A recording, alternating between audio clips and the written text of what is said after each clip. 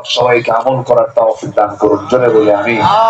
আমরা যে দরিয়া নিয়ে বসে, যে কোরআন কি ছোটখাটো কোনো জিনিস?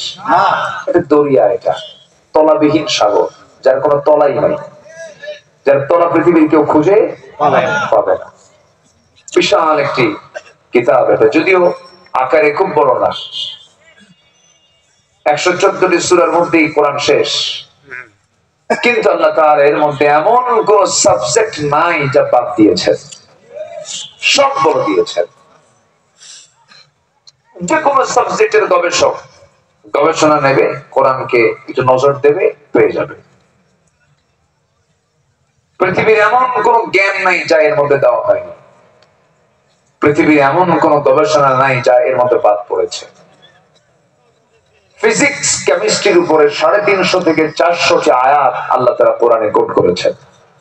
তাহলে এখন বলুন, কোরআন কি শুধু ধর্মীয় কিতাব? না। এবং ফৌজদারি দণ্ডবিধি সহ একটা কোর্ট পরিচালনা করার জন্য যতগুলো আইন দরকার, ল দরকার, সবগুলো ল এই কোরআনের মধ্যে আছে। তাহলে এখন বলুন, কোরআন শুধু ধর্মীয় কিতাব? আইন এবং প্রশাসনের এক চলন্ত বিশ্বকোষ হলো কোরআন, যদি বলি আল্লাহু আকবার।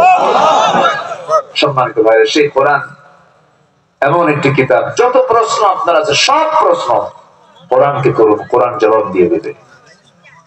সেই দিন আবার একজন প্রশ্ন করছে, দেখেন প্রশ্নের সাইজ দেখেন।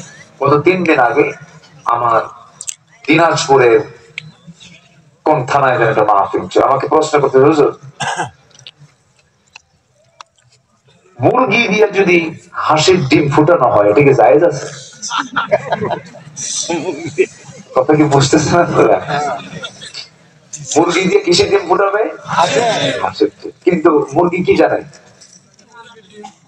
আমাকে যে রাখা হয়েছে কি বাচ্চা ফুটানোর জন্য? মুরগির বাচ্চা, কিন্তু দিছে কিসে?